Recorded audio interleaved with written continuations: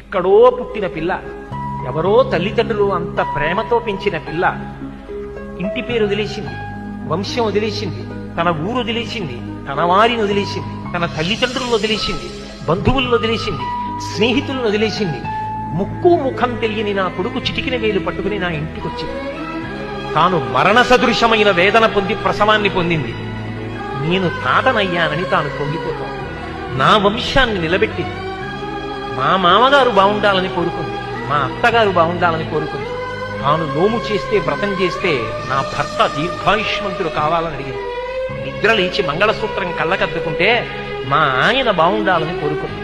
నా కొరకు ఆమె ఏం అడగల. తన అత్తవారి కొరకు, పుట్టింటి కొరకు.